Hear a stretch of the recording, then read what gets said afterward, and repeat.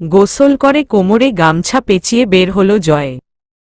পা থেকে হাঁটু অবধি পশমে আবৃত, খোলা বুকে পশমে ঢাকা। টপ টপ করে পানি পড়ছে চুল থেকে, চুল মুছতে পারে না ঠিকমতো জয়। পানি তার শরীরে লেগে থাকা মাটি ও রক্ত ধুয়ে নিয়ে চলে গেছে, নিতে পারেনি মুখের কাঠিন্য। তার ওপর বীভৎস সেই গায়ে কাটা দেয়া দাগগুলো। চোখ দুটো লাল, তাতে বুঝি এখনো রক্তের নেশা। অন্তুর মনে প্রশ্ন জাগে, খুন করলে কি পুরুষদের গোসল করতে হয়? যতবার জয় মরপিট করে ফিরেছে, যত রাতি হোক গোসল করতে দেখেছে। আজ না হয় মাটি ছিল, আগেও দেখেছে গোসল করতে। তখনও শরীরটাও প্রায় ভেজা, কোনোমতো শুধু গামছা পেঁচিয়ে বেরিয়ে এসেছিল। আচমকা এক অকাজ করল। অন্তুর বুক থেকে একটানে ওড়নাটা ছিনিয়ে নিয়ে গলায় পেঁচাল। গামছা ধরনের কিছু গলায় থাকলে সেটা বড় তৃপ্তিদায়ক লাগে তার। শরীর ঘামে প্রচুর। তার ওসর ছোটবেলার অভ্যাস, গলায় কিছু না রাখলে চলে না যেন। সেই ওড়না দিয়ে ঘাড় এদিক ওদিক কাত করে ভেজা শরীরটা মুছে লুঙ্গি পরল। হামজা রুমে ঢুকল। রিমি শুয়ে আছে, শরীরটা ভেঙে পড়েছে মেয়েটার। হামজা কপালে হাত রাখল। ঠোঁট, নাক লাল হয়ে আছে, মুখটা ফোলা ফোলা। অতিরিক্ত কান্না করেছে, ভয় পেয়েছে। জয় যখন বেরিয়ে যাচ্ছিল হামজার সাথে দেখা করে, দৌড়ে হামজার কাছে গেছিল। সোফাতে বসা হামজা তখন। রিমি দৌড়ে গিয়ে স্বামীর পায়ের কাছে লুটিয়ে বসল। হাঁটু দুটো দুহাতের বাহুতে জড়িয়ে লাল চিকচিকে চোখ মেলে জিজ্ঞেস করেছিল, জয় ভাইয়া কোথায় যাচ্ছে? মেয়র সাহেব? মাঝার ভাইকে মারতে? কঠোর বলিষ্ঠ হাতের মুঠোয় হামজা রিমির থুতনিটা আলতো করে ধরে আঙুল দিয়ে আদর করে বলেছিল, তোমার আরাম করা দরকার। রুমে যাও, আমি আসছি। রিমি যায়নি। স্বামীর হাঁটুতে আস্তে করে মাথাটা এলিয়ে দিয়ে আঁচল বিছিয়ে পা মেলে দিয়ে পড়েছিল। হামজা রিমির চুলে হাত বুলিয়ে দিতে দিতে গভীর ভাবনায় মত্ত হয়েছিল। থেকে থেকে তুলির মেয়ের কান্না ভেসে আসছিল। তরু ছাড়া কোয়েলকে কেউ চুপ করাতে পারে না। রিমি আরও হাতড়ে ধরল হামজাকে, যেন সে আশ্রয় চায়। কঠিন দেবদূতের মতো চেহারার ওই শক্তসামর্থ্য পাষাণ্ড পুরুষটির খুব কাছে রিমির ছোট্ট দেহ ও ফুরবল মনটা একটুখানি আশ্রয় চায়। হামজা তখন উঠে রিমিকে কোলে তুলে নিল। রিমি হু হু করে কেঁদে উঠে মুখ লুকায় স্বামীর বুকে। হামজা আর বোঝার চেষ্টা করল না, কেন কাঁদছে তার বউ। নারীকে বোঝার চেষ্টা করার অপচেষ্টা সে কখনোই করেনি। হামজার বিশ্বাস, নারীজাতকে বুঝতে চেষ্টা করলে এ জনম ফুরবে, পুরুষ জনটা পুরোটা বৃথা পড়ে যাবে। নারীদের নিয়ে হামজার কোনোকালে বিশেষ জ্ঞানধারা নেই। আস্তে করে এনে যখন রিমির কুকড়ে যাওয়া শরীরটাকে বিছানায় শুইয়ে দিল, রিমি তখনও গলা ছাড়েনি হামজার। হামজার ভারী পৌরুষ দেহটাকে অনেকক্ষণ ওভাবেই ফেলে রাখতে হয়েছিল রিমির শরীরটার ওপর। পরে একটু ঘুমিয়েছিল। এখন আবারও কপালে হাত বুলিয়ে দিয়ে যখন সরে যাচ্ছিল, রিমি ধরল, অর্থাৎ সে জেগে উঠেছে। আস্তে আস্তে উঠে বসল, হামজার বাহু আঁকড়ে ধরে। হামজাকে বসালো সামনে। হাত দুটো গুটিয়ে কোলের ওপর রেখে হামজার কাঁধে কপাল ঠেকাল। হামজা আস্তে করে ভারিক কি গলায় জিজ্ঞেস করে, কি হয়েছে বেগম? রিমি ডুকরে ওঠে, কণ্ঠ কাঁপে মেয়েটার, জয় ভাইয়া ফিরে এসেছে? সাথে তোমার মাঝার ভাইয়ের দেহের বিভিন্ন খণ্ড এনেছে বোধহয়, দেখবে। হামজার বরফ শীতল কণ্ঠস্বর, তাতে রাজ্যের বর্বরতা যেন। রিমির কান্নারত দেহটা কেঁপে উঠল পুরুষটির নিঠুরতায়, তবু কেঁপে উঠে সেই পুরুষটিকেই আঁকড়ে চেপে ধরল খামচি দিয়ে। হামজা আবারও বিভ্রান্ত হয় নারী চরিত্রে। সে বোঝে না এদের, কখনোই না, চেষ্টাও করে না তাই। শুধু টের পেল, আজ মাঝহারের ওপর পুরনো স্মৃতির দমক আছে তার বউয়ের, তবু সাথে প্রশ্রয়ও আছে যে তারা মাঝহারকে টুকরো টুকরো করে পশু দিয়ে খাওয়াতে পারে। রিমি তা কষ্ট ও সুখ দুটো মিশিয়ে অদ্ভুত অনুভূতি সহকারে দেখবে। আপন লোকের অতিপাপ মানুষকে অন্যরকম কষ্ট দেয়, তা ব্যাখ্যাতীত। সেখানে স্নেহের টান নয়, বিশ্বাস ভাঙার যন্ত্রণা থাকে। হামজা অনেকক্ষণ জড়িয়ে চেপে ধরে বসে রইল রিমিকে। ছোট্ট শরীরটা কাঁপছে, ছটফট করছে হামজার বুকের ভেতর পড়ে।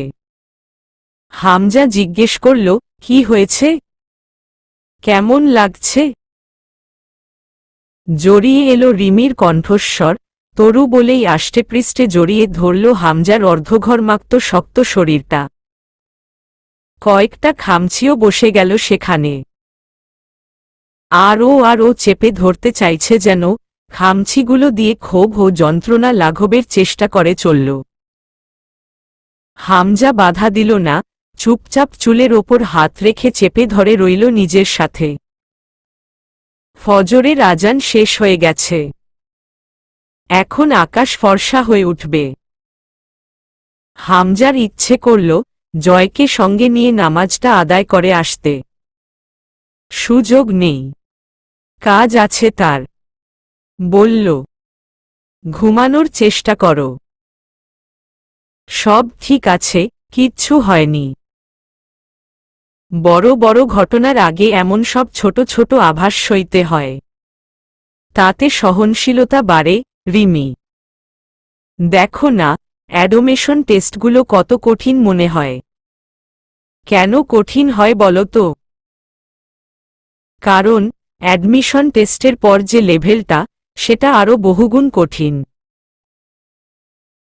সেই অ্যাডমিশনের কাঠিন্য পাড়ি দিয়ে যে ক্যান্ডিডেটগুলো এগিয়ে যেতে পারে, ধরে নেওয়া হয় এরা পরের ধাপের কাঠিন্য সইতে পারবে।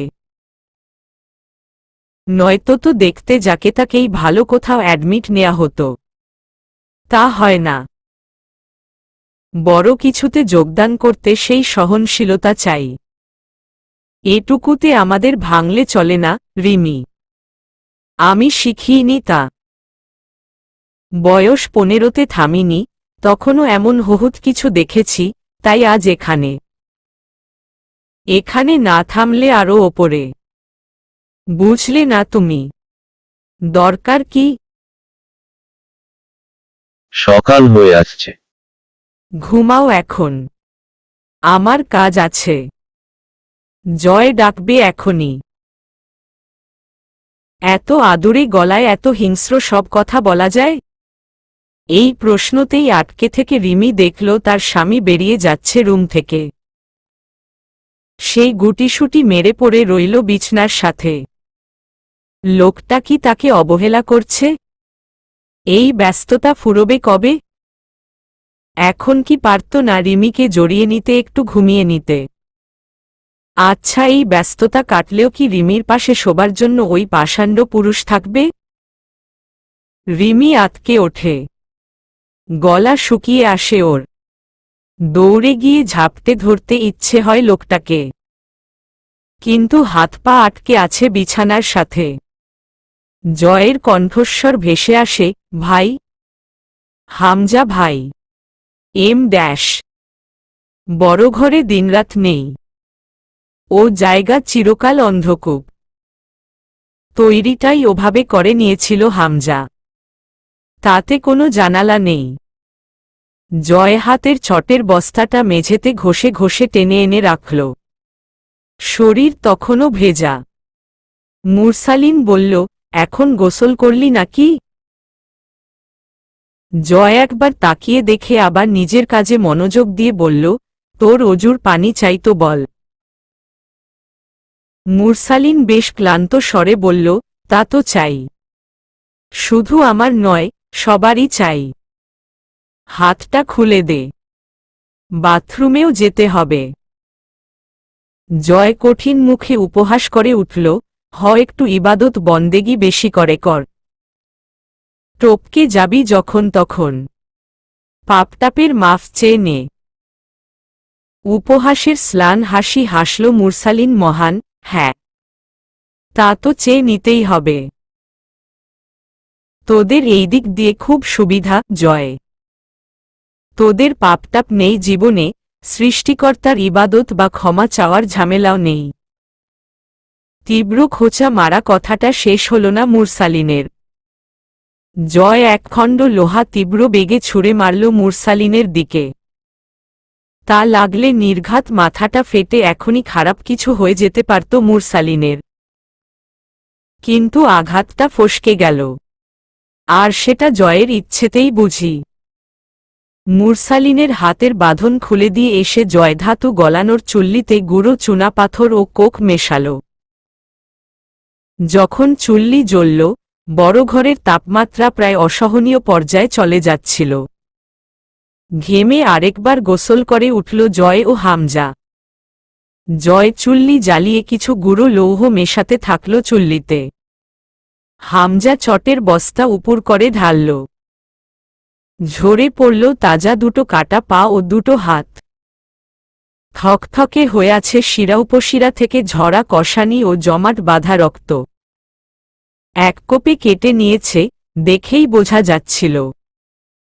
এখনো হাতের আঙুলে মাঝহারের ব্যবহৃত মেটে রঙা পাথরের আংটিটা আছে।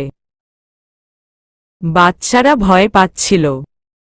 মুরসালিন থামালো ওদের। হামজার কোনো বিশেষ খেয়াল নেই আজ ওদের দিকে।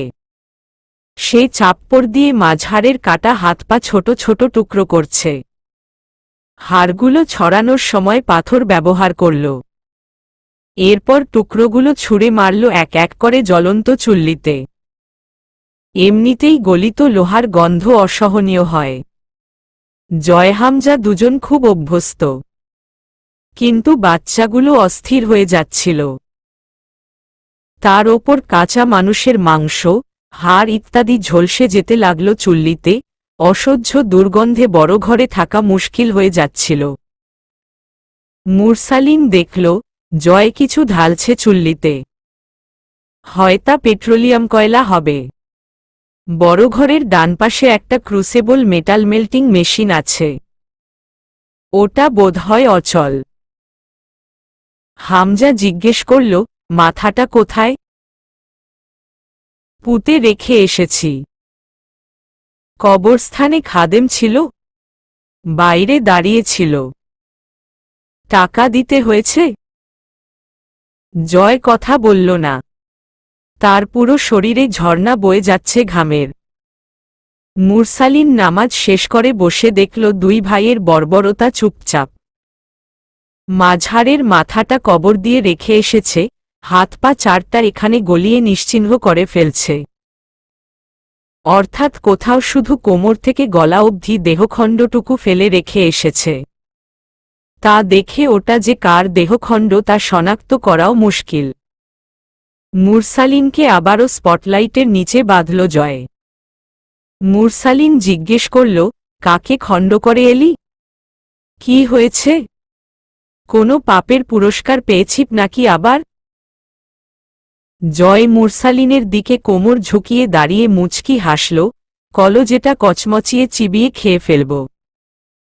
কথাবার্তা মেপে বলবি। মুরসালিন হাসল, দাড়িপাল্লা কোথায়? আমার কথা মাপার আগে তোদের পাপ মাপতাম। কতটা পাপ জমা হলে বা তার প্রতিদান আসতে শুরু করে।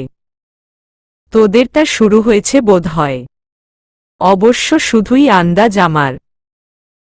জয়র ডানহাত খোলা রেখে সামনে একটা মোড়া নিয়ে চেপে বসল। একটা কাগজ ও কলম এগিয়ে দিয়ে বলল, একটা সুন্দর স্টেটমেন্ট দে তো, বাপ। হহুত জ্বালাচ্ছিস। এমনিতেই মন মেজাজ ভালো না। যা বলছি সেটা লেখো। মন মেজাজের কি হয়েছে? বলবি তো? যা বলছি সেটা কর। মুরসালিন, কথা বলতে আগ্রহ পাচ্ছি না। মুরসালিন অটল পর্বতের ন্যায় মাথা নাড়ল। এতই যদি সহজ হতো তাহলে কি এত কিছু করতে হতো তোদের? এতদিনে পারলি না, আজ এমন কি হলো যে সহজ ভাবছিস? আর কি বলতে বলছিস তোরা, যা আমি করিনি? করলেও তা শুধুই প্রতিক্রিয়া। ক্রিয়া তোরা দেখিয়েছিলি শুরু থেকে। হাজার হাজার প্রাণ নিয়েছিস। সেসব অবিচারের এক ফোঁটা প্রতিক্রিয়ায় এত জ্বলন ধরেছে কেন তোদের? কিছুই করিনি আমরা, শুধু আল্লাহর নামে সয়ে যাচ্ছি। করিসনি? শালা জঙ্গির দল, দেশদ্রোহী শালা তোরা। টুপিদারি গালে মাথায় ঝুলায় দেশের সাথে বেইমানি করে যাচ্ছিস যুগের পর যুগ। কিসের বেইমানি, জয়? দেশটার অধঃপতনে কত আনা দায় আমাদের দিয়ে মিছেমিছি পাপমুক্তর অভিনয় করতে চাস তোরা? তোদের বিবেচনাবোধ খুলুক, আমিন।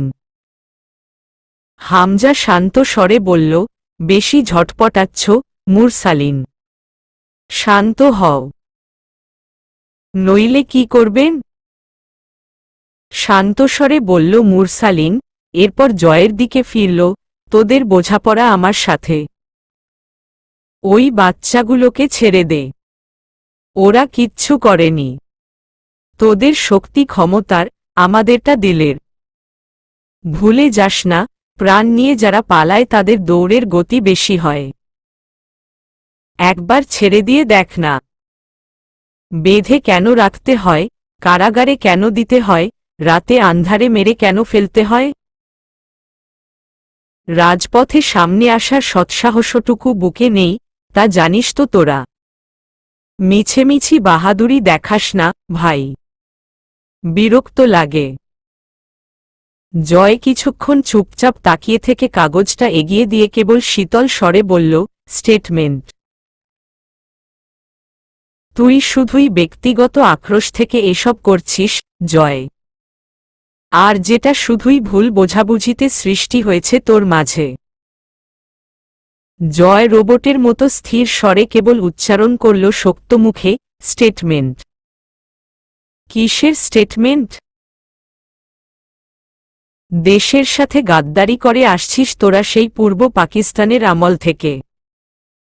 এখন আবার সংখ্যাগরিষ্ঠতার চেষ্টা করছিস দেশের ক্ষমতাকে উপড়ে ফেলে নিজেরা ক্ষমতায় বসতে। এসব লিখবি? কাকে কাকে মেরেছিস, আর কারা জিম্মি আছে তোদের কাছে, সেসবের হিসেব দিবি। সব স্বীকারোক্তিমূলক একটা স্টেটমেন্ট চাই। জয়ের কণ্ঠ ফুঁড়ে আগুনের হলকা ছুটছিল। আগুনটুকু গিলতে গিলতে যেন আবারও রিপিট করল কথাগুলো। মুরসালিন শান্ত, স্থির কণ্ঠে বলল, যে কথাগুলো বললি তার কোনো যুক্তিযুক্ত ব্যাখ্যা বা প্রমাণ আছে তোর কাছে? হামজা চুপচাপ বসেছিল। এবার তাকালো চোখ তুলে। জয় বলল, একটা স্টেটমেন্ট দে।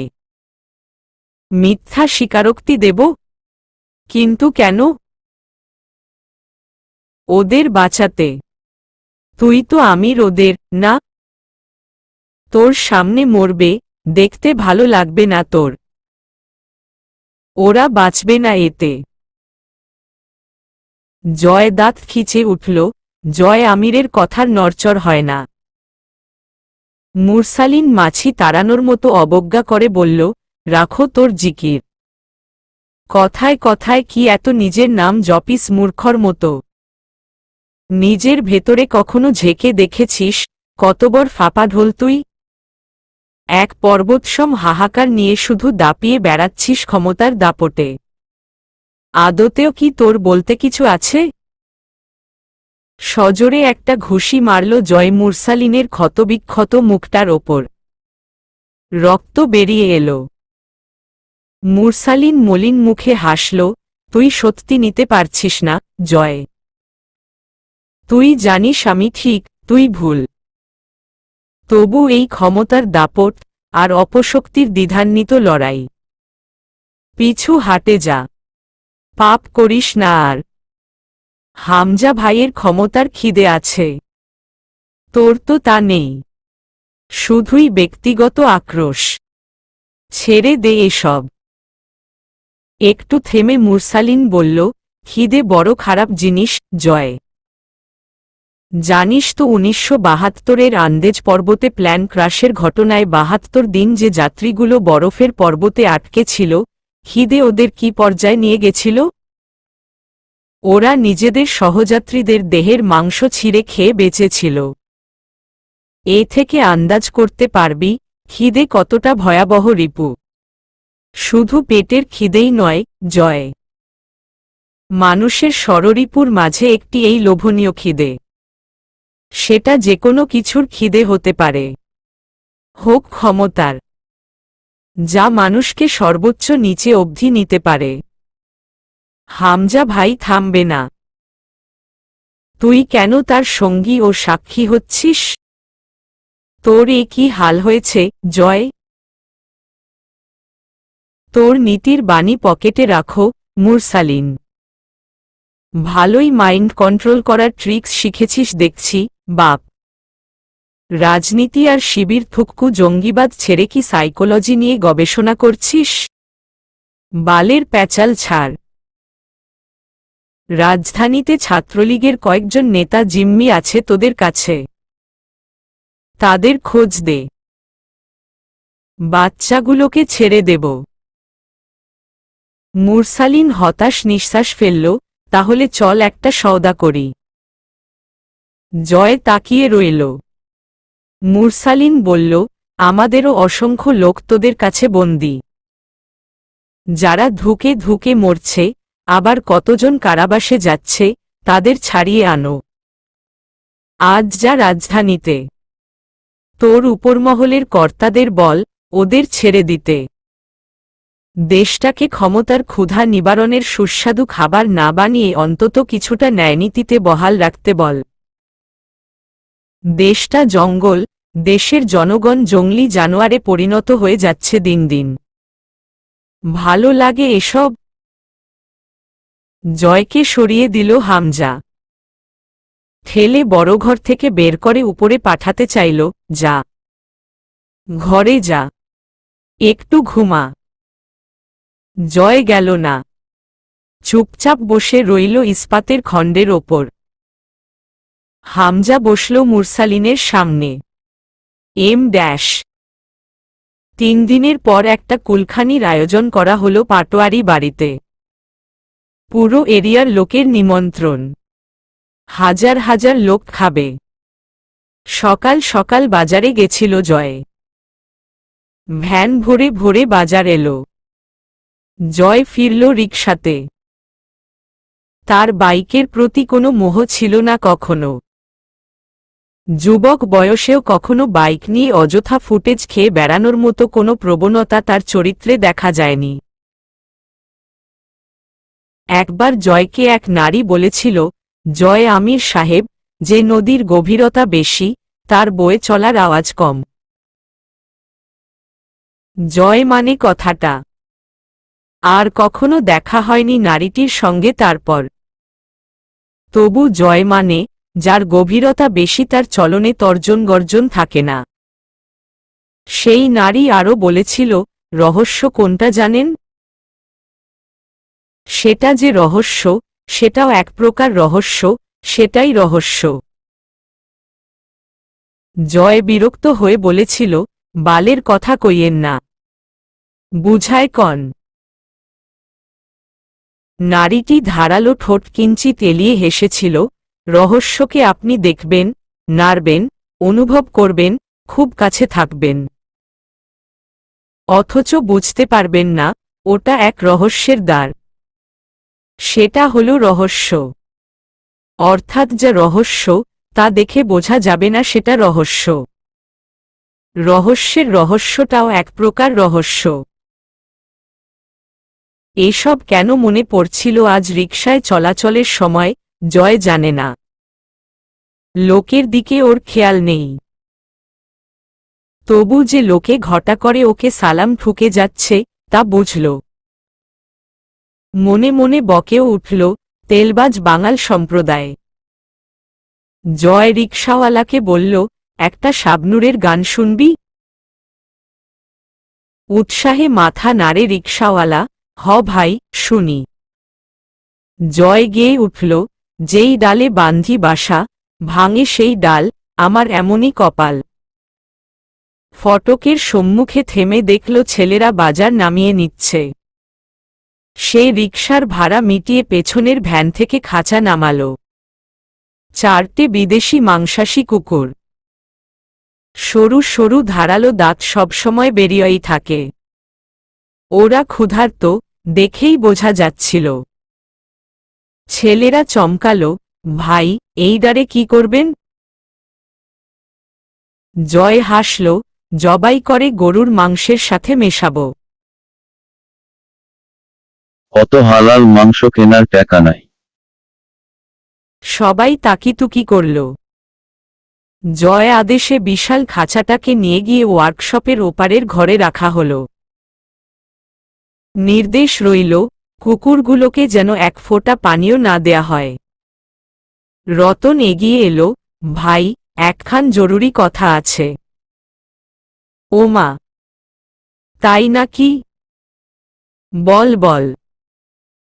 জয়ের রসিকতায় সবাই হাসল, রতন একটু মিয়ে গেল। জয় বলল, কি বলবি?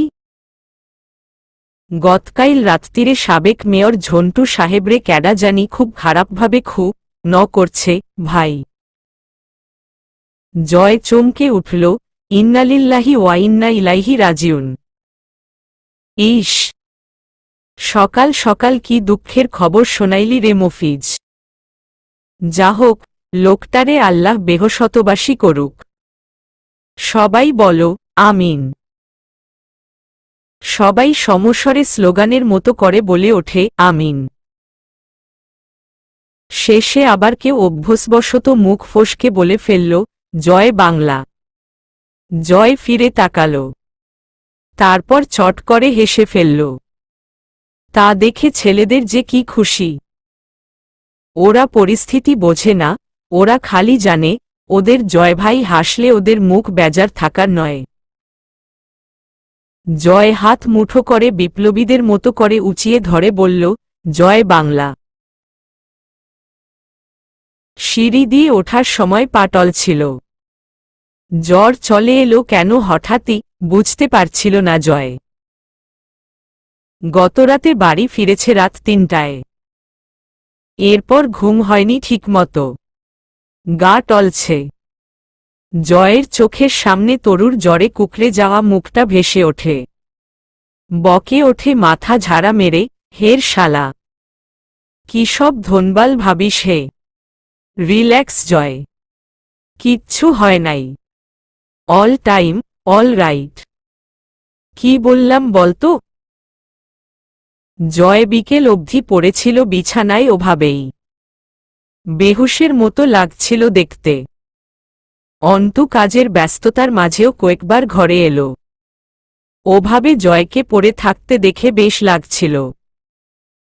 প্রতিবার আনমনে স্লান হাসল। নিঃশব্দে মনে মনে জয়কে ডেকে বলল, নিজের ঘা 16.5 আনা, জয় আমির। পাপ সামনে এসে দাঁড়ানোতে নিজেকে খোদা দাবি করা ফেরাউন ও সর্বশক্তিমান আল্লাহর কাছে তওবা ইস্তেগফার করেছিল। আপনারা তো নির্বোধ মূর্খ মানব, যারা মিথ্যা দাপটে লুটেপুটে বেড়াচ্ছেন। বাচ্চাদের সকাল থেকে কিছু খেতে দেয়া হয়নি বোধহয়। অন্তুও জয়কেও বিকাল অবধি খেতে ডাকল না, সামান্য কিছু এনেও দিল না। রিমি যখন হামজাকে খেতে দিচ্ছিল, অন্তুর ইচ্ছে হয়েছিল, খাবার প্লেটটা এক ঝটকায় কেড়ে নিয়ে সবটুকু খাবার কোনো পশুকে বিলিয়ে দিতে। পারেনি। সে নিজেও খায়নি সকাল থেকে। খিদে মরে গেছে আজকাল। পানির পিপাসাও সারাদিনে বিশেষ একটা টের পায় না। কোনোমতো একবেলা সামান্য খেতে গেলেও গলায় খাবার আটকায় যেন। মাগরিবের ওয়াক্তের খানিক আগে নিচে গিয়ে ছেলেদের দিয়ে দুধ আনালো। সন্ধ্যার দিকে 1 গ্লাস গরম দুধ নিয়ে এলো জয়ের জন্য। জয় চিত হয়ে শুয়ে কিউব মেলাচ্ছে আনমনেই।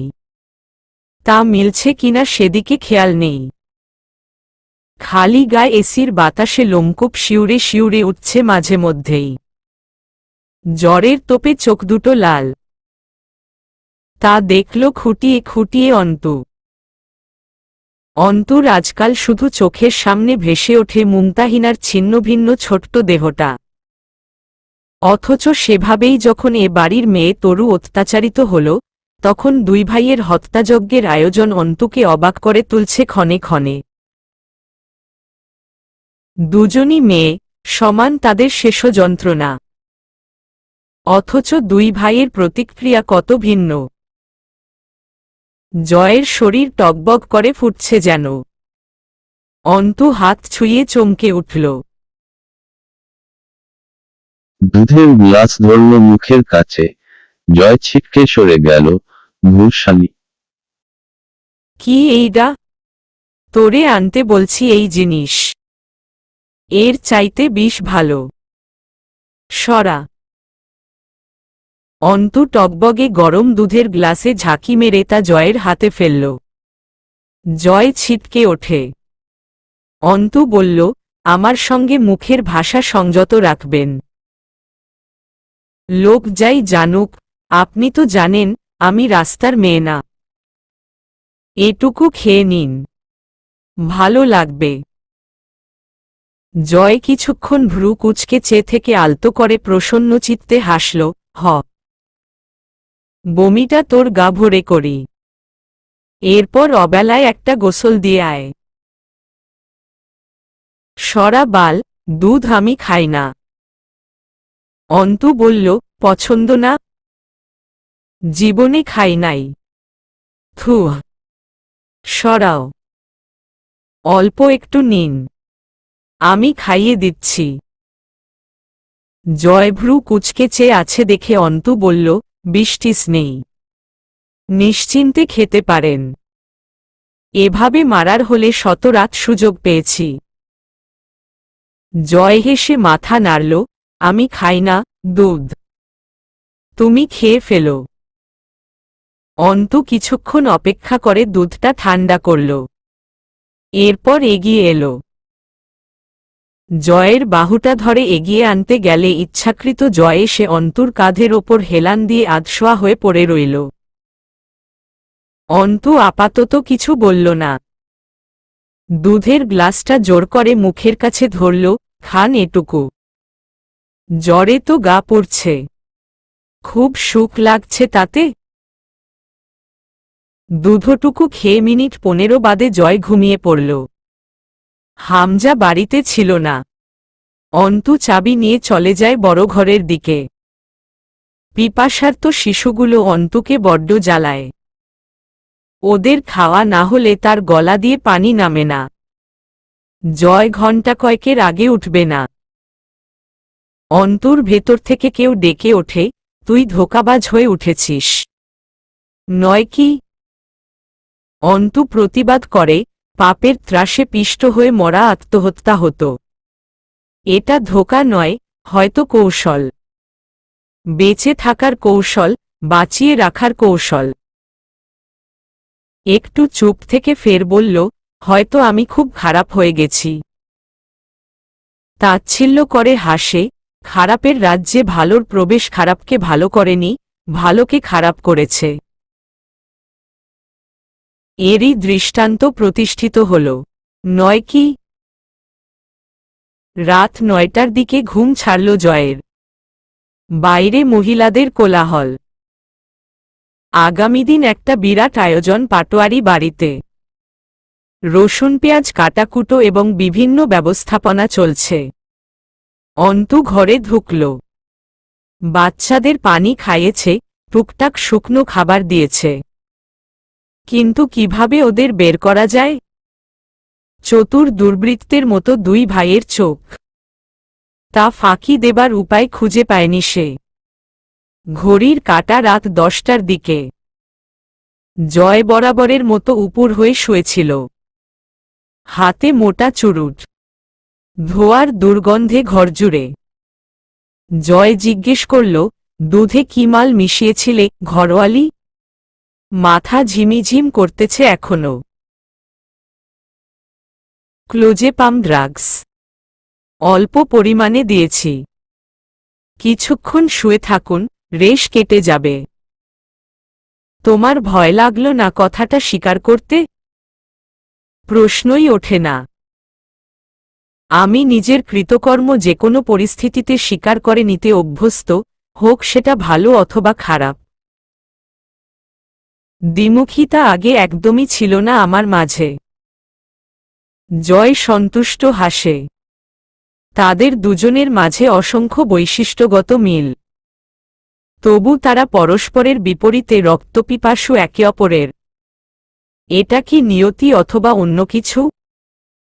অপ্রকৃতস্থর মতো জোরে করে হেসে উঠল জয়। দুশ্মনী হতো এইসি। তোমার আমার এই ইকুয়েশন দুনিয়ার ইতিহাসে প্রথম না, যেখানে সব বুঝে শুনে বলতে পারেন। আর এটাও অনস্বীকার্য, অতিমাত্রায় ঝানু আপনি। অথচ এত সব অসাধারণ বুদ্ধিমত্তা কুপথে ব্যয় করে ফেললেন। সেক্ষেত্রে এখানে আমিও জানি আপনি জানেন, আপনিও জানেন তা আমি জানি। সেটা আমরা দুজনই জানি, আমি আপনি সেটাও জানি। কথাটা কার মতো জানি বললে? কার মতো? জয় চুপ থেকে বলল, বড় ঘরে ছিলে কতক্ষণ? দরকার যতক্ষণ। আপনি শুয়ে থাকুন, বাইরে কাজ আছে। জড়ানো কণ্ঠে জয় গান ধরল। সোহাগের দিলাম বেড়া, ঘরের চারিপাশে। মায়ার লাগাইলাম আড়া নিন্দার বাতাসে গো। নিন্দারও বাতাসে। সাধেরও পীড়িতের ঘর, হয় না যেন নড়বড়। তাই ধৈর্যের রাখলাম একটু ঢাল। ও মনোরে সুখেতে রব চিরকাল, ও মনোহ ওরে সুখেতে রব চিরকাল। M dash. গতরাত 1টার দিকে হামজা ও জয় বের হল বাড়ি থেকে। রাস্তাঘাট নিস্তব্ধ প্রায়। লোকজন না থাকলে বের হওয়াটা ভালো, নয়তো ঘিরে ধরে সবাই। জয় চুপচাপ হাঁটছে, কথা বলছে না কোনো। হামজা পকেট থেকে ছোট্ট একটা হিপ ফ্লাস্ক বের করে দুটো চুমুক দিল। জয় বলল, কি ব্যাপার ভাও? মাল খাচ্ছ কেন? রোজ রোজ তোর হাতে মানুষ তুলে দিতে পারি না। আমি তোমার হাতে মানুষ তুলে দিতে পারি না। অভ্যাসের খেলাপ হবে। তুমি শুধু বাড়ির সামনে অবধি যাবে। ভেতরে যাব আমি। তুই বাইরে থাকবি। জয় ঘাড় নাড়ল, উহু। খুন করার আগে যাদের মাল খেতে হয়, তাদের হাতে মানুষ তুলে দিতে পারি না আমি। মানুষের রুহুর একটা ইজ্জত আছে, ও একটা মাতালের হাতে দেহ ছাড়বে কেন? জয়ের কথায় হামজা হেসে ফেলে কোমরে একটা লাথি মারল। তাতে পা ফসকায় জয়ের। হামজা সোজা হয়ে দাঁড়িয়ে থাকল। তুলল না জয়কে। বলল, ওঠ, উঠে দাঁড়া। এভাবেই গড়েছে হামজা জয়কে। পড়ে গেলে টেনে তোলেনি কখনো। ছেড়ে দিয়েছে। এরপর বলেছে, নিজ শক্তিতে উঠে দাঁড়াতো Joy. Come on, get up, be strong in your own strength. You only need yourself, fucking no one else, even included me. Joy রক্তাক্ত হাঁটু নিয়ে জেদে দাঁত চেপে উঠে দাঁড়ানোর চেষ্টা করে, বারবার পড়ে যেত, তবু শেষ অবধিও হামজা হাত বাড়ায়নি কখনো। জয় যখন নিজে উঠে দাঁড়িয়েছে, তখন ঝাপটে ধরেছে জয়কে, তার আগে নয়। আজও তাই করল। অথচ আজ আর চেষ্টা একবারের বেশি নয়, এক ঝাড়াতে সোজা উঠে দাঁড়ায় জয়, মেরুদণ্ড সোজা করে। পোলের লাইট কোথাও কোথাও নষ্ট। সেসব জায়গা অন্ধকার, ফাঁকা রাস্তা। কুকুরগুলো জোট পাকিয়েছে। জয়কে অন্ধকারে দেখেও চিনতে ভুল হয় না ওদের। পিছু নিল। ঠিক যেন সৈন্যবাহিনী দুই ভাইয়ের পিছে পিছে নিরাপত্তা দিতে এগিয়ে চলেছে। হামজা জিজ্ঞেস করল, মাঝহারের বডিটা কোথায় ফেলেছিস? পুরনো গোরস্থানের ধারে পচা পুকুরের পানিতে। হামজা শান্ত চোখে চাইল, অর্থাৎ আমার শ্বশুরবাড়ির লোক এখনো জানেই না যে মাঝহার উপরে পৌঁছে গেছে? হামজার মুঠোতে পেঁচানো গামছাটা নিয়ে জয়মুখে জোড়াতে জোড়াতে বলল, আশা করা যায় বডি পচে পানির সাথে মিশে যাবে, তবু খবর পাবে না। বডি পাবে না, খবর কেমনে? তাছাড়া ওর বাপ জানে তরুকে মেরে ও পলাশের সাথে আন্ডারগ্রাউন্ড হয়েছে। খোঁজও করছে না, কাউকে করতেও দিচ্ছে না। খোঁজ করতে বলার আগে সেও নিখোঁজ হয়ে যাবে। ভাও, তোমার একটু দুঃখিত হওয়া উচিত। হাজার হোক চাচা শ্বশুর। হামজা দুঃখিত গলায় বলল, দুঃখিতই তো আমি, খুব দুঃখিত। নিজ হাতে খাতির করতে পারছি না। এর চেয়ে বড় বড় দুঃখ কি হতে পারে? হাজার হোক চাচা শ্বশুর। উনার ভাইয়ের মেয়ে আমার বউ। আমার হাতে উনার রক্ত লাগবে, এটা অধর্ম হয়ে যাবে। অধর্ম আমার স্বভাবে নেই। আমারও। জয় কথাটা উচ্চারণ করতেই দুই ভাই অট্টহাসিতে ফেটে পড়ল। উন্মাদের মতো হাস দুজন। গায়ে কাটা দেয়া সেই নির্জন রাস্তায় ওদের অপ্রকৃতস্থ হাসির ঝনঝনে আওয়াজ ভৌতিক লাগল শুনতে। মাঝহারদের বাড়ির প্রাচীর দাঁড়িয়ে আছে একদম রাস্তার সাথে। পাশেরটা হামজার শ্বশুরবাড়ি। ওরা দুই ভাই বাড়ির পেছনে গেল। জয় লুঙ্গিতে কাছা মেরে প্রাচীর টপকাল। হামজা পেছনের আশপাশ দেখে বাড়ির সামনের রাস্তায় দাঁড়াল। মাঝহারদের বাড়ির সামনে ছোট্ট একটা সিসিটিভি ক্যামেরা আছে। টের পেল না হামজা। দূরের পোল থেকে সামান্য আলো আসছে। সে ফাঁকা রাস্তায় পায়াচারি শুরু করল। চিন্তা হচ্ছে খুব জয়ের জন্য। বাড়ির ভেতরে ঢোকার কোনো পথ খোলা নেই।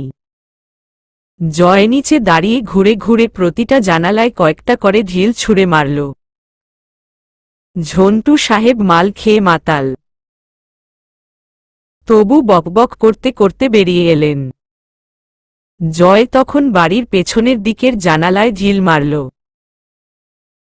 ঝন্টু সাহেব সেদিকে গেলে জয় সামনের খোলা পথ দিয়ে বসার ঘরে ঢুকে সোফাতে বসল আরাম করে। দোতলার সিঁড়ি পেঁচানো এ বাড়ির। ঝন্টু সাহেব বকতে বকতে ফিরে এলেন কাউকে না পেয়ে। জয়কে দেখতেই পা ফসকে পড়ে যাবার মতো নিয়ন্ত্রণহীন হয়ে পড়লেন। জয় হাসল, আরে কাকা, আস্তে ধীরে আসেন। এই বয়সে দৌড়ঝাঁপ খারাপ। ঝন্টু ঢোক গিললেন, জয়, তুমি এত রাত্তিরে? কি ব্যাপার, কি হইছে? রাতে ঘুম হয় না কাকা। রোডে রোডে ঘুরি, আজ ঘুরতে ঘুরতে আপনার বাড়ির সামনে দিয়ে যাচ্ছিলাম। ভাবলাম আত্মীয় মানুষ আপনি, দেখা না করে গেলে রাগটাগ করবেন, মনে কষ্ট পাবেন। বসেন, দুটা দুঃখের কথা কই। জয় আলো জ্বালায়নি। আধো অন্ধকার বসার ঘরটা। চোখ দুটো লাল উনার। দেখেই বোঝা যাচ্ছিল মাথা টাল খাচ্ছে। তবু বসলেন। জয় সোফার ওপর থেকে ল্যাপটপ টেবিলে রেখে ঘুরিয়ে দিয়ে বলল, আনলক করেন কাকা। মুভি টুভি দেখি দুই চাচা ভাতিজা বসে বসে। ভালো না আইডিয়াটা কাকা? ঝন্টু সাহেব বুঝতে পারছিলেন না কিছু, ভয় উনার দম পড়ছে না ঠিকমতো। জয় একটা পেনড্রাইভ কানেক্ট করল ল্যাপটপে। এরপর একটা সুন্দর পজিশনে ল্যাপটপটা রেখে খুব আয়েশ করে বসল জয়। তার চোখে মুখে যেন খুশি উপচে পড়ছে, ঠিক যেমন ছোট শিশুরা নতুন খেলনা পেলে উচ্ছ্বসিত হয় তেমন। ভিকটিমের চোখে তীব্র ভয় না দেখলে জয় মারার জোশটা পায় না। ঝন্টু সাহেবের ঘেমে যাওয়া ছটফটে চেহারাটা দেখে যা শান্তি লাগছিল জয়ের, সেটুকু চোখ বুজে প্রসন্ন হেসে শোষণ করল নিজের মাঝে সে। স্ক্রিনে ভিডিও চালু হয়ে গেছে। মাটির ওপর একটা ইটের খণ্ড পড়েছিল। জয় সেটাকে তাকে রেখে মাঝারের মুখটা থুবড়ে ফেলল সেটার ওপর, যেমন বাস্কেটে বল ঢোকায় প্লেয়াররা। মুখ ফেটে রক্ত বেরিয়ে এলো মাঝারের। নির্জন একটা জঙ্গলি জায়গা। দিনেও বোধহয় লোক যায় না। মাঝার রক্তাক্ত মুখ নিয়ে জয়ের দুটো পা আঁকড়ে ধরল। মারিস না আমায়। আমি কিছু করি নাই। পলাশ করছে যা করছে। আমি কিচ্ছু করি নাই। দরদর করে রক্ত পড়ছে মুখ দিয়ে। জয় আরাম করে বসল সামনে মাঝারের। মুচকি হেসে নরম করে বলল, ধুর, করলেই বাকি, দোষের তো কিছু না। ওভাবে বলছিস কেন পাগল? স্বাভাবিক হ। মাঝার বিস্ফোরিত চোখে চেয়ে রইল। জয় কাঁধ চাপড়ে জিজ্ঞেস করল, পলাশ কোথায় রে? আমি জানি না জয়। বিশ্বাস কর। করলাম।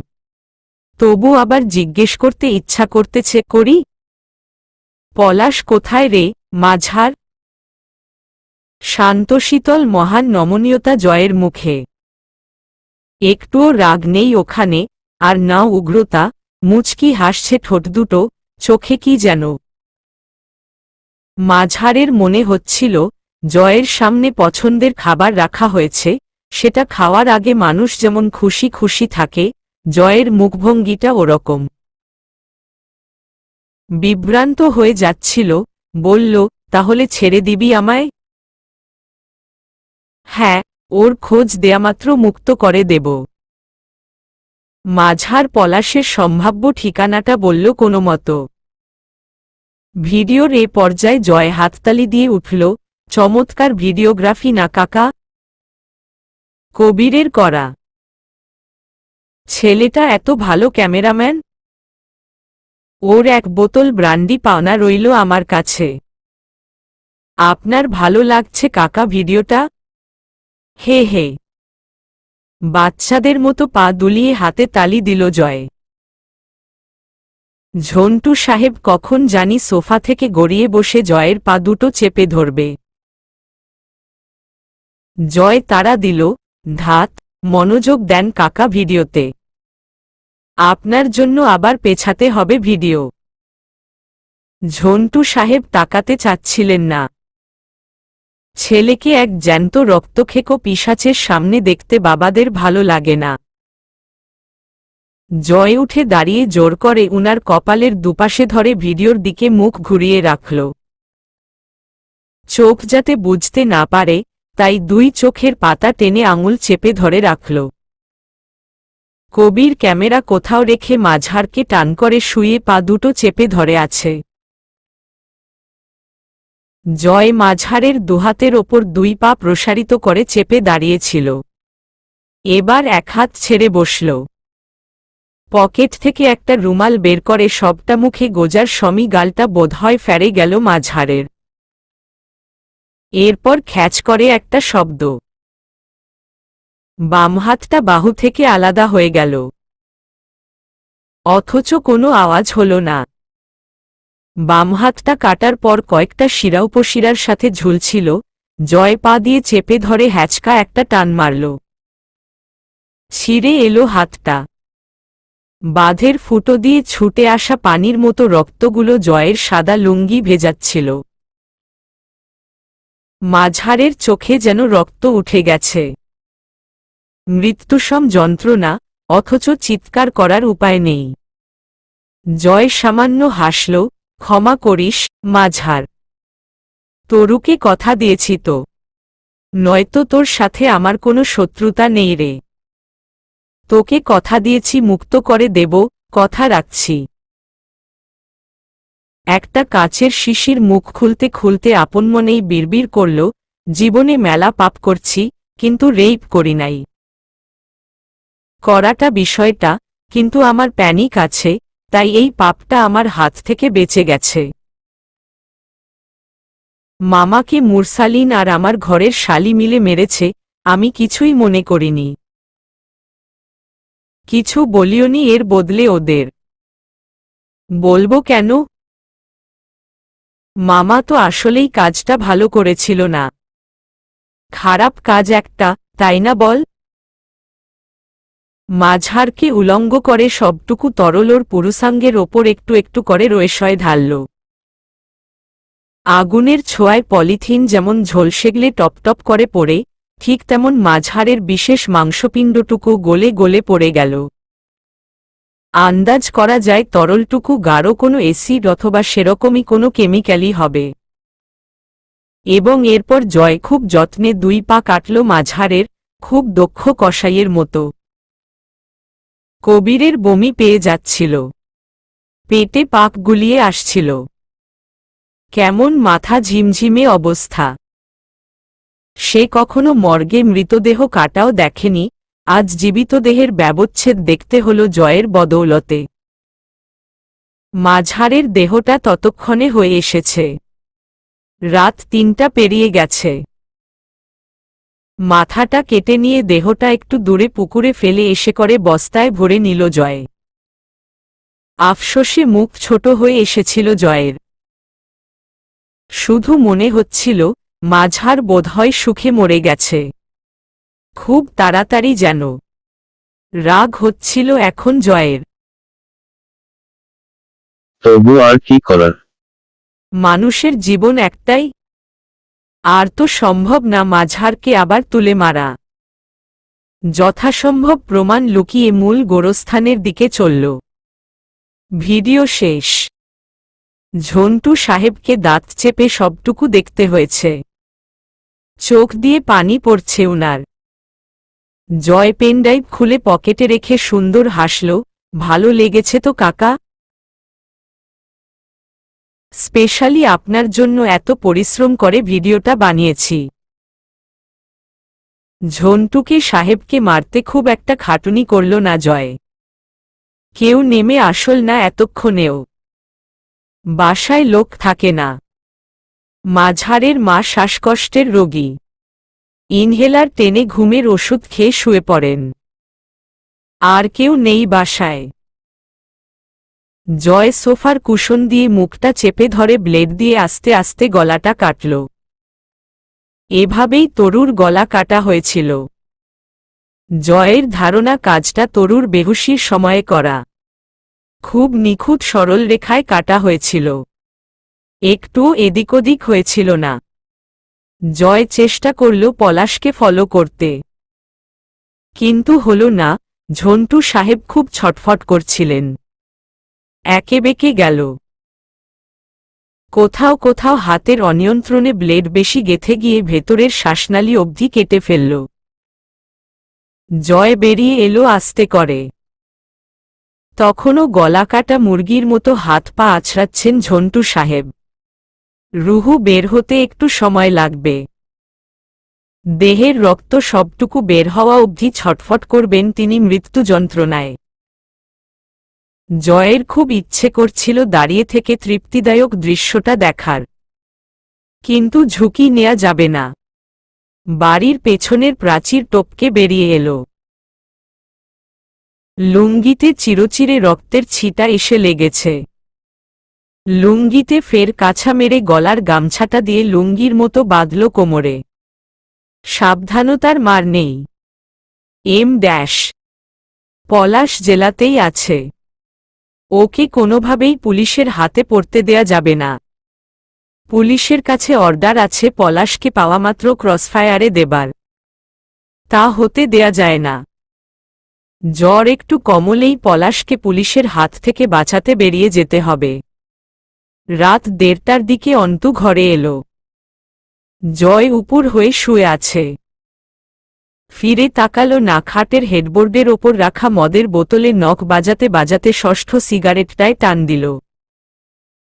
দরজা আটকানোর শব্দেও ফিরে তাকালো না। অন্তু আস্তে আস্তে হেঁটে গিয়ে বিছানায় বসল জয়ের পাশে। কিছুক্ষণ চুপচাপ উগ্রউদাস পুরুষটিকে পরখ করে অদ্ভুত স্বরে বলল, মায়ার মানুষ ফাঁকি দিয়ে খুব ভেতর পড়ে, জয় আমির। জয় তাকালো, লাল হয়ে থাকা চোখের অদ্ভুত দৃষ্টি সে। চিত হয়ে পাশ ফিরল।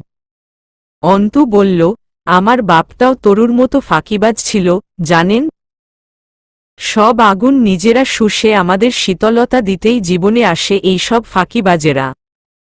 আব্বু আমায় কতদিন অন্তু বলে ডাকে না।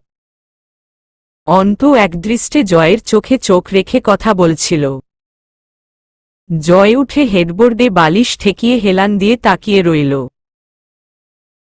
অন্তু বলল, অথচ তার অর্ধেক জীবন তার নিজের ছেলে নিয়েছে, বাকিটা আমি পূর্ণ করে দিয়েছি। জয় হাসল, nope, this is not fair, ঘরোয়ালি। তুমি আমার নাম নিতে ভুলে গেছ। ভাগে আমিও আছি। স্লান হাসল অন্তু, ওহ তাই নাকি? জি জি ম্যাডাম। আপনি কবে থেকে পাপ স্বীকার করতে শুরু করলেন? চিরকালই করি। লম্বা টান দিল। ধোঁয়ায় ভরে উঠল নাকমুখ। সেই তো ভাব হিসেবে। তাতে এক ফোঁটাও আফসোস থাকে না, থাকে ভনিতা। জয় হাসল, যথার্থই বলেছেন, উকিল ম্যাডাম। অন্তুর গলাটা অদ্ভুত দৃঢ় হল, চোখে চোখ মিলিয়ে কেমন করে যেন বলল, ফিরে আসুন। ঠাঁই নেই। ঠাঁই দরকার আপনার? হু, দরকার ছিল। ঠাঁই থাকলে খারাপ হতেন না? আমি বলেছি তোমায়, আমার খারাপ হবার কোনো কারণ নেই। আমি খারাপ, তাই আমি খারাপ। তাহলে ঠাঁইয়ের কথা বললেন কেন? জয় দুষ্টুরসিক হাসল, তবু তা স্লান, আচ্ছা, ঠাই তুমি হয়ে যাও। অন্তু বিদ্রূপের হাসি হাসল, আমি? আমি নিজেই তো এক নরবরে এক খুঁটি। আপনাকে সামলাতে গিয়ে বড়জোর উপরে যাব, আর তারপর আপনাকে নিয়ে পড়ব।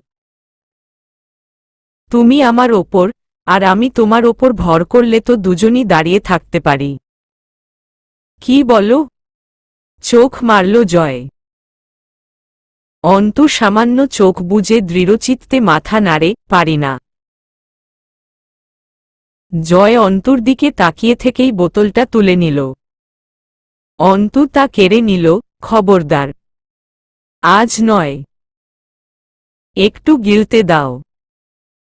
আজ অন্তত নয়। আমি কথা বলছি। সেজন্যই একটু দাও।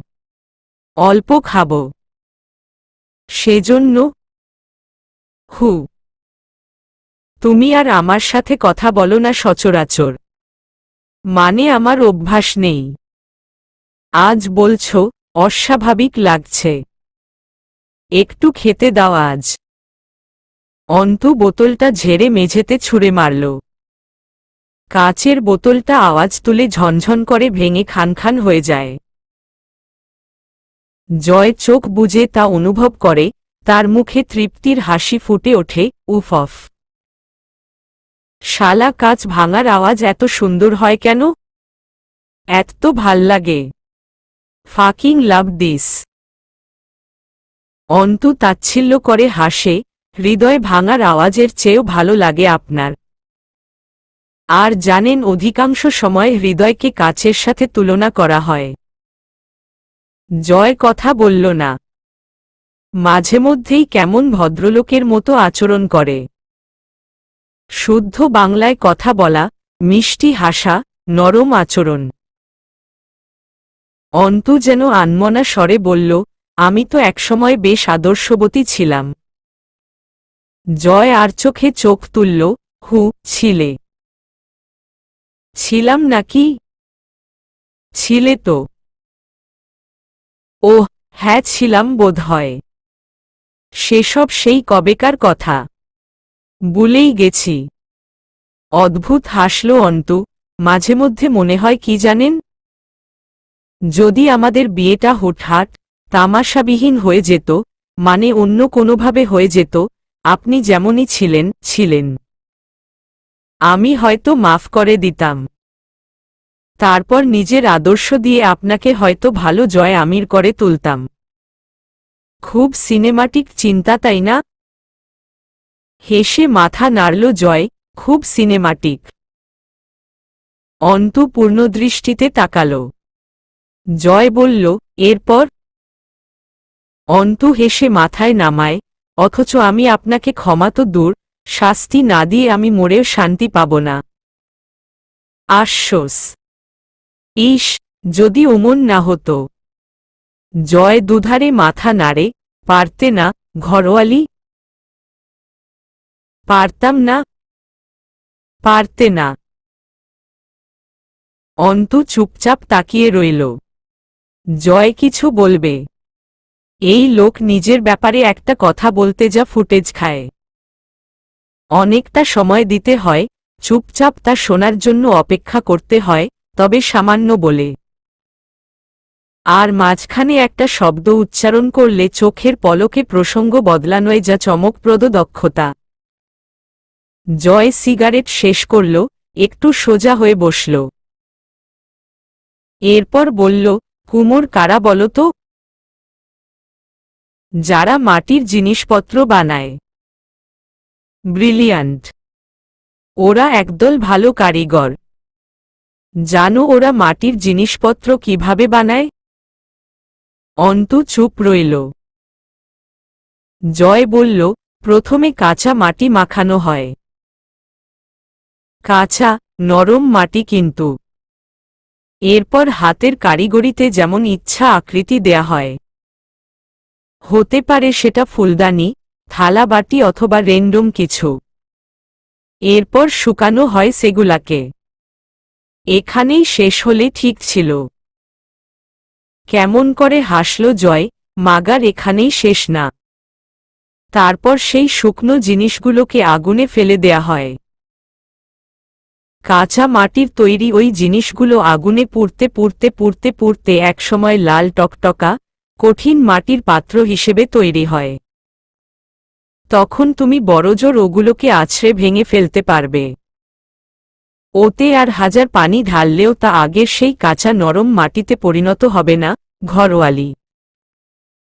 যাকে তুমি আবার হাতে মাখিয়ে নতুন আকৃতি দিয়ে নতুন জিনিস বানাতে পারো। অন্তু ভ্রুটা সন্তর্পণে কুঁচকে ফেলল। জয় হাসল, আমি যখন কাঁচামাটি ছিলাম, বালক জয় আমির, নরম, ভীতু এক ছোট্ট ছেলে। তখন আমাকে গড়া হয়েছে এই জয় আমিরের আকৃতিতে। এরপর আগুনে ফেলে দেয়া হয়েছে। আমি বছরের পর বছর পুড়েছি। এরপর এই শক্ত, কঠিন লাল মাটির জয় আমির তৈরি হয়েছে। তাকে তুমি বড়জোর আঘাত করে ভেঙে টুকরো থেকে আরও ছোট টুকরোতে পরিণত করতে পারবে। কিন্তু হাজার তোমার আদর্শের পানি আমার ওপর পড়লেও আমি আর সেই আগের কাঁচা জয় আমিরে কনভার্ট হব না, যাকে তুমি ইচ্ছেমতো শেপ দিয়ে সাজাতে পারো। অন্তু অবাক হয়ে তাকিয়ে রইল। বুকের ওঠানামা দ্রুত হচ্ছিল। জয়ের ঠোঁটে সামান্য হাসি। সে সিগারেট ধরালো আরাম করে। খোলা প্যাকেটের শেষ সিগারেটটা ঠোঁটে গুজে লাইটার জ্বালিয়ে ধোঁয়া ছাড়ল। এরপর চট করে অন্তুর কোলের ওপর মাথা রেখে শুয়ে পড়ল। গাটা তখনও গরম ভীষণ। চলবে।